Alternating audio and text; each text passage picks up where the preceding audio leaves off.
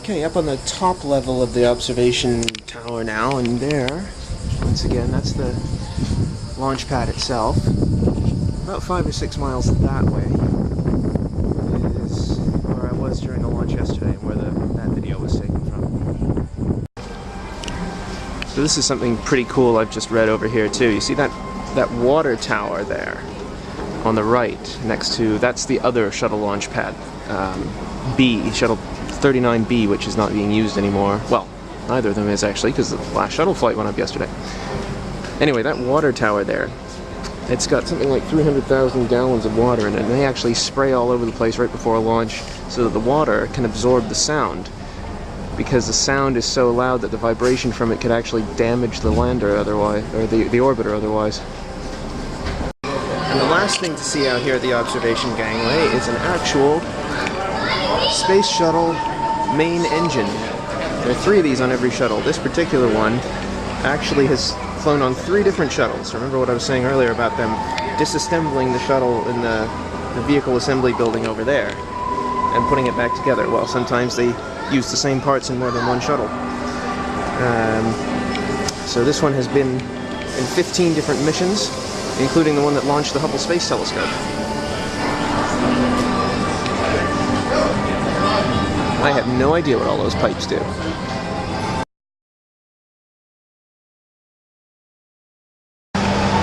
Now, everything up till now that I've done, or most of it anyway, has pretty much been about the shuttle. So we're going to take a bit of a departure here, because where I am right now is the Apollo. Oh, you probably can't see the sign, but it's the Apollo Saturn V Center. If you don't know, Apollo was the series of spaceships that went to the moon, and Saturn V were the rockets that carried the Apollo capsules out of the atmosphere and up into space. And in this building, in a few minutes, I'm going to get to see an actual Saturn V booster, which is still one of the largest rockets ever constructed. Okay, here it is, guys, an Apollo Saturn V booster rocket.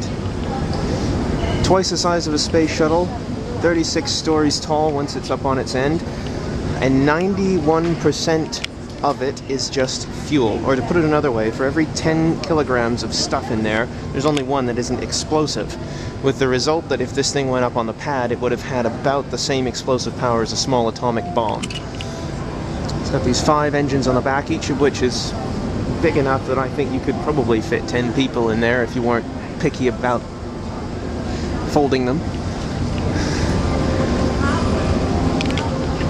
And it's not just one machine, a rocket like this. You see this big sign here that says Stage 1. The bottom bit of this, and definitely the biggest, separated very early in the flight, after it was empty of all its fuel. Then Stage 2 took over, which is a smaller piece up there. And the same thing happened to that one. It ran out of fuel, disconnected. There you can see Stage 2's engines there. They were hidden when it launched. But once Stage 1 separates, you can see Stage 2 has its own engines. Another 5, but smaller. Same thing with Stage 3 up at the far end there. And eventually Stage 3 separated, and we just had Apollo itself. All 3 sections of the rocket disintegrated in the atmosphere. These were one-use craft. And there's Apollo. Most of it anyway. You might notice something missing, which is the lunar landing module, which is up there. I think these are mock-ups. Well, I know they are, because that shiny piece at the bottom of the lander never came back. There are actually 7 of those still sitting on the moon somewhere. One of the weirdest things to me about the design of the Apollo missions was always where they put the lunar module during the launch. Because you can see up there, you've got the command module, that's where everyone was sitting. The service module, that's where the engines are. But during flight, the lunar module had to be attached to the front. During launch, it couldn't be. Otherwise it would be stuck on top, and it's not exactly aerodynamic. So what they did was, this piece here, just behind the sign, this kind of cone-shaped piece, is empty. It's hollow. And they put the lunar module inside there, And when they reached orbit, the astronauts actually had to take this piece here, these two parts, fly away from the rocket, turn around, come back, and dock with the lunar module, and then back up again, and take it with them. Which is really kind of a strange way of going about things. I think it's probably the most difficult maneuver that they had to do, and it was right at the beginning of the mission. But based on the way they designed everything, they had no other way of doing it, because as I said, they couldn't possibly attach something to the front here during launch, because if you look at the lunar module, it's got these 4 feet on the far end of it from the docking port, so actually you would have had these 4 little metal legs sticking off the front, and it just wouldn't work. And here's a model of how that docking worked. The ship, this part would have come out of the rocket, turned itself around, and it goes back down, and the nose of it sort of plugs in to a little spot on the top of the lunar lander, which has been exposed by the opening of these 4 big sort of leaves around it. There's the rest of the Saturn V below it. By the way, of course, this is a model. Okay, my camera battery died, so I'm taking this with my phone. Or trying to. Didn't work out last time. This is take 2. Anyway, this thing here is the command module from Apollo 14. This actually took 3 people to lunar orbit and back.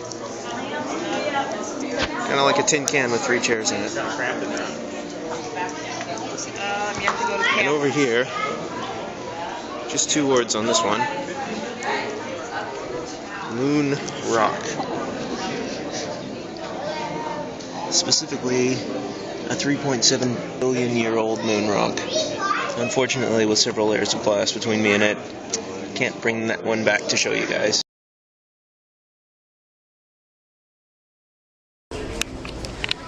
Okay, camera battery recharged, so I'm at the rocket garden.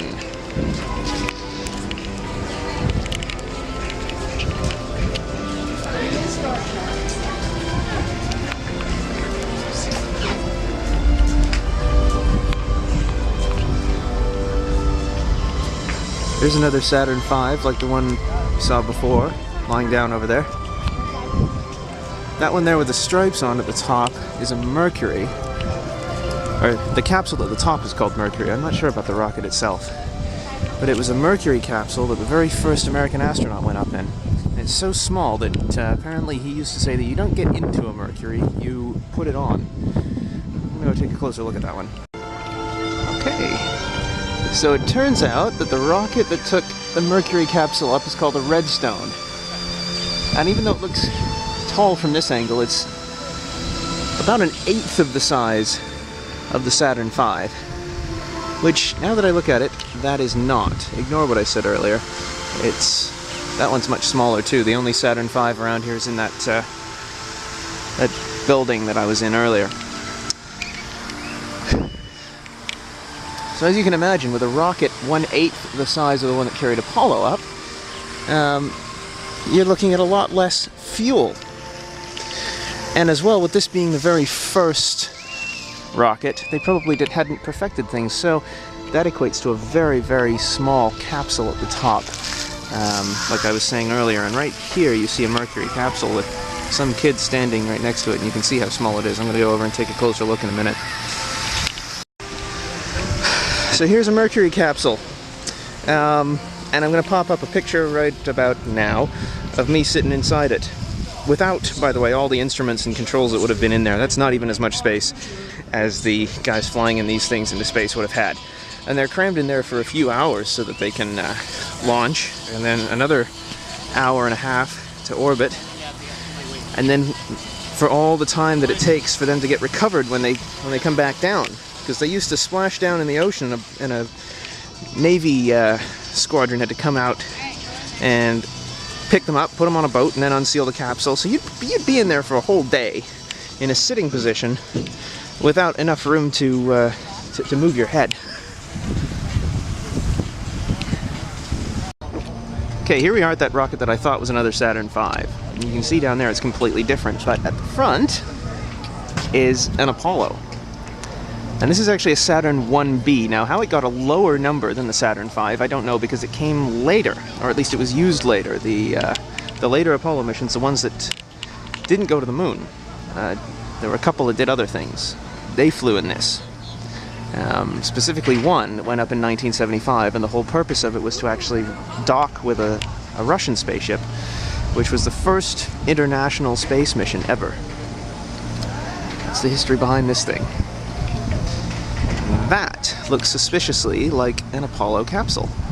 This is a replica of the gantry that the Apollo astronauts had to walk out to get into their capsule.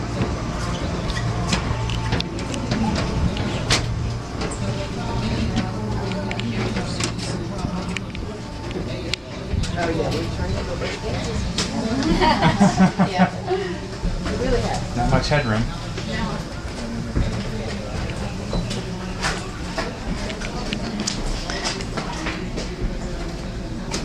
That's how much space they had to sit down once all the equipment and everything was in. And they had 3 days to travel in that.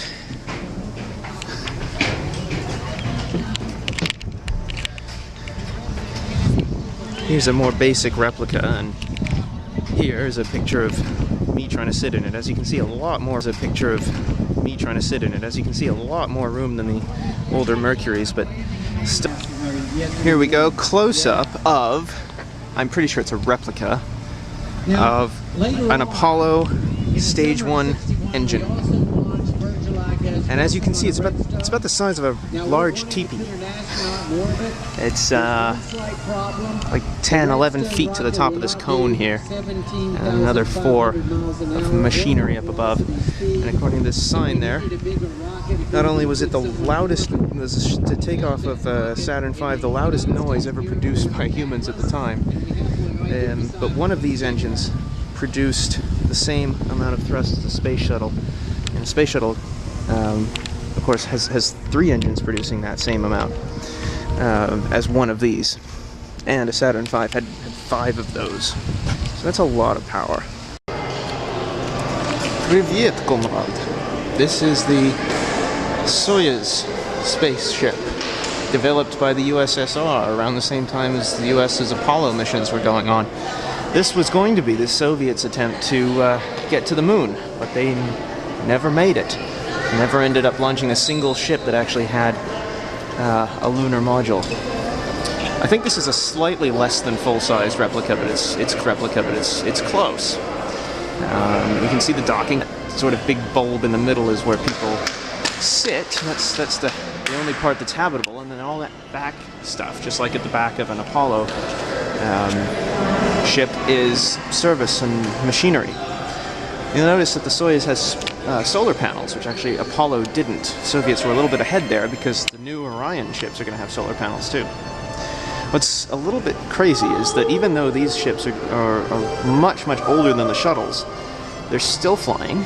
Soyuz capsules are still going up, and as of now, because the last space shuttle mission just flew yesterday, the Soyuz vessels are our only way of getting to and from the International Space Station. They're the only manned spaceships actually flying right now, and for the next 4 years at least. So we better hope that that Russian engineering holds up better than it did at Chernobyl. Okay, just around the corner is a replica of the control room for the very first manned space flight from the United States. Now, I'm not going to talk in there, but just take a look at the technology on display in there and how probably a smartphone today could run every computer in that room.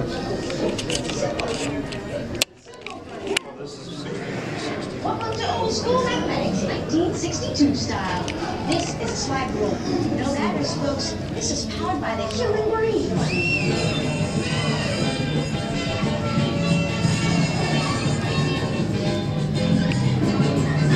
Can you believe this baby put people in space? In 1998.